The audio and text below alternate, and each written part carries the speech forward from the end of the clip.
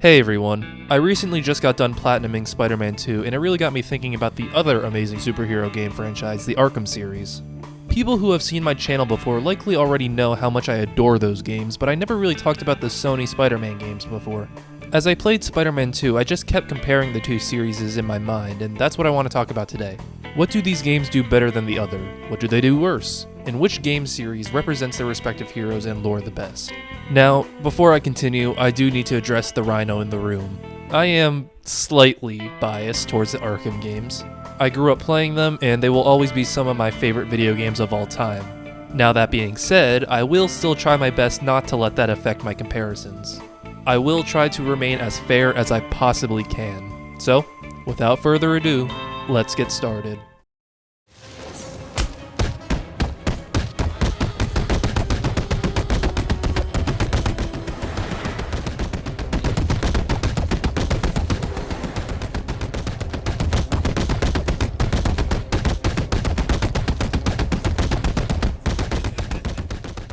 First off, and probably most importantly, let's talk gameplay. I wanted to split this part up into a few sections, that being combat, side missions, and city traversal. Starting with combat, let's begin with the general combat loop first. The Arkham games famously have the free-flow combat system. It almost acts as a rhythm game. You press the attack and counter buttons at the right time to further increase your combo meter. Once you get that combo high enough, you can spend that on certain special moves that serve various functions. You have your standard special combo takedown, which will instantly knock out anyone regardless of what items or health they have. But you also have the Bat Swarm, which is good for when you need a breather in the middle of a crowded fight. It will temporarily stun all enemies around you. You have the multi-ground takedown, which is admittedly a little overpowered. It allows you to instantly knock out any floored enemies at the same time. And finally, there is the Disarm and Destroy, which is self-explanatory. With it, you can destroy any weapon type in the game, except for swords for some reason. Also, exclusive to Arkham Knight, there is a weapon steal mechanic that isn't tied to your combo meter, so you can use it pretty much freely. Over in the Spider-Man games, the combat system is similar but has a lot of notable differences. Instead of a counter button, you get a dodge button, which ultimately serves the same purpose. You also still build up a combo, however it doesn't really matter, it's just a number and it's used for XP gain. What you're really trying to build up is your focus meter, which works pretty much the same as the Arkham games combo system in that you can spend it on special instant takedowns. However, while you can only spend your focus on one type of move, you could also use it to heal yourself mid-battle, making it an extremely useful mechanic, especially on harder difficulties. Now, while that might make it seem like Spider-Man's combat is limited compared to the Arkham games combat system, there is something that it has that Batman does not: aerial combat. As the Spider-Man, you can punch people up into the air, drag people up, swing kick people off buildings. It really just makes for some fun-looking combos. Also, exclusive to Miles Morales and Spider-Man 2, the Spider-Man have their own super abilities that recharge over time. Miles has his so-called Venom powers. Side note, why would they call it that? They know there's already a massively popular established character named Venom that's almost always associated with Spider-Man, but whatever. It allows him to use crazy lightning powers. And in Spider-Man 2, Peter gets some new nanotech arm abilities and symbiote powers, not to be confused with Venom powers, but I already ranted about that. These powers, while not necessarily necessary, you can do just fine without using them. They are still very fun and satisfying to use. Now, there are some other aspects of combat that I wanted to talk about, but I think they deserve their own section. So for now, overall, I think while definitely different, both the Spider-Man and Arkham games equally excel at their general combat systems. Okay, so with both these games, the combat is split up into two parts: regular combat, which we just discussed, and stealth combat. I'm just going to spoil things early. The stealth in the Spider-Man games are a joke compared to the Batman ones. I mean, I guess that makes sense for their respective heroes. Batman was always the more stealthy one, but I don't know why they even tried with Spider-Man. It just feels tacked on, like they knew that the Arkham games had it, so they had to have their own version. Let's look at Batman's stealth sections, which they call Predator encounters. Even by the second game in the series, Arkham City, you have over 10 types of takedowns, a bunch of gadgets that are specifically designed for stealth encounters, and enemy AI that adapts to the way you play. Spider-Man's got none of that. The stealth is brain dead and super easy, especially in Spider-Man 2, where they give you the ability to create a web line pretty much anywhere you want without limit.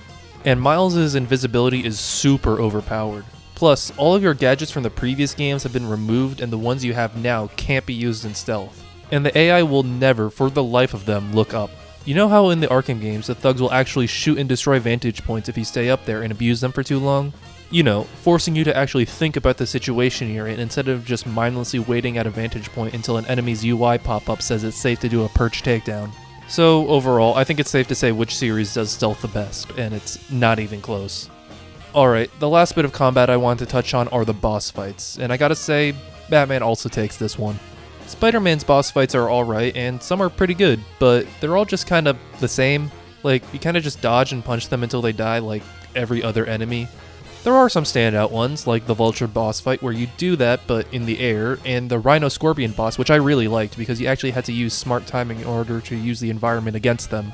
The Rhino one in Miles Morales was also pretty good for a similar reason, except it was a bit easier.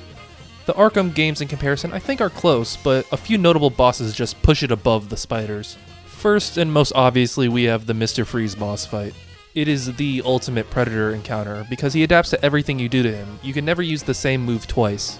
There are other notable examples like Deathstroke and Grundy, but I think the biggest difference between the two games' boss fights is simply the fact that you're forced to use more than just your fists for these fights.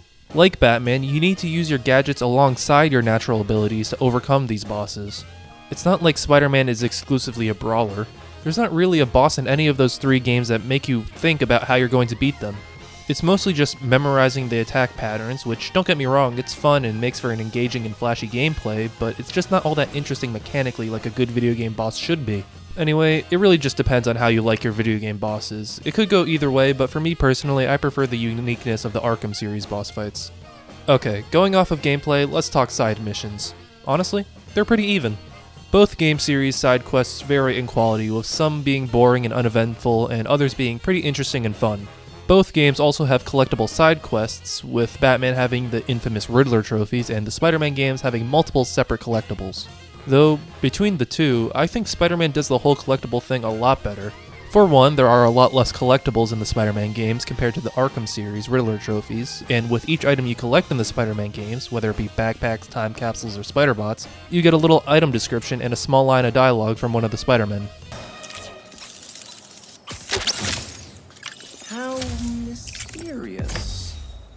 I gotta tell you, hunting down hundreds of Riddler trophies post-game gets kinda dull.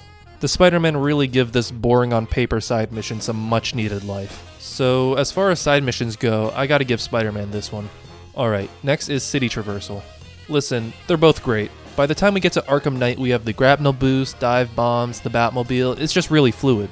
And every Spider-Man game has an impressive and satisfying web swing. It also has air tricks, wall runs, and Spider-Man 2 even adds mid-air boosts and other ways to get around faster, most notably the wingsuit.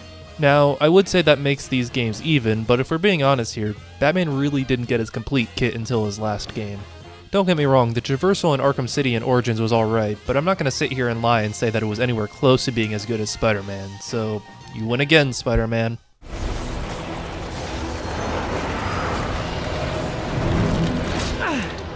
Totally worked last time.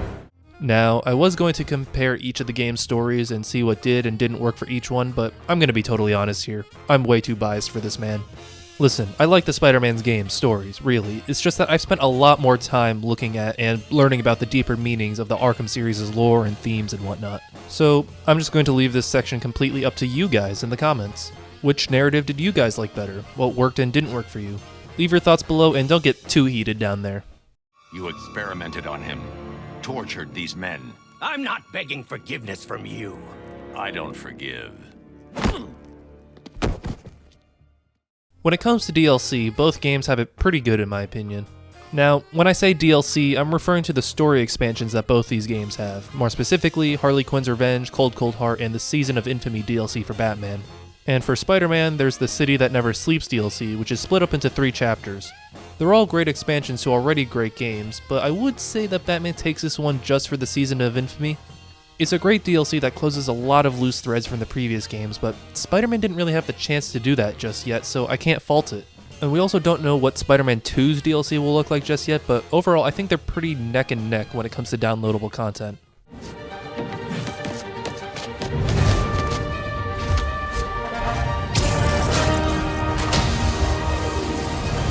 Excuse me, late for work!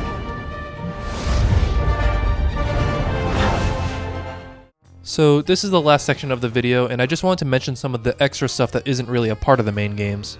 First of all, I find it kinda surprising that there's no combat challenge mode in the Spider-Man games. In the Arkham games, you have Riddler's Revenge and the AR missions, just some extra challenges that let you really utilize your combat and stealth skills to either compete on online leaderboards or to just try to beat your own high score. I can't tell you the amount of hours I spent just in the Iceberg Lounge in Arkham Knight, constantly trying to one-up my previous high score. It would be awesome if Spider-Man had a similar endless combat challenge, but unfortunately, for the moment, all it has is story. Also, side rant, but really? No New Game Plus for Spider-Man 2? Why? And ever since City, there were a bunch of other characters that you can play as besides Batman, each with their own unique abilities and gadgets. In Arkham City alone, you had Catwoman, Robin, and Nightwing to mess around with. In the Insomniac games, you have Peter Spider-Man and Miles Spider-Man, with each having the same moveset and the only difference being special abilities. See, this is why we need a challenge mode for these games. Imagine being able to play as Wraith or the Prowler, or hell, just let us completely wreck everyone as Venom like we did for 10 minutes in the story. Anyway, I think you all see where I'm going with this. The Spider-Man games are pretty lacking in extra content. However, there is one thing I believe they do better than the Arkham games: the costumes. Now, I'm not saying the costumes in the Arkham games are bad, far from it. It's just that in the Spider-Man games, or at least in Spider-Man 1 and Miles Morales, when you unlock a costume, you get a suit ability that's associated with that costume. That's just really cool. It makes it feel like the outfits are really a part of the game. The Arkham games' extra outfits have always been just a post-game or DLC content. I would have loved it if I could work to unlock a costume in the Batman games like I did in the Spider-Man ones. But anyway, I think that will do it. Overall, personally, I still very much believe that the Arkham games are the better video game franchise, but I would completely understand if you preferred the Spider-Man ones. It's just that the gameplay and extra content those Batman games provide feel a lot more fulfilling than the Spider-Man ones, at least to me. But anyway, if you're still here, thanks for letting me ramble about these two game series I enjoy very much. And more importantly, thank you for watching. Remember to like it if you liked it, subscribe if you really liked it, and I'll see you next time.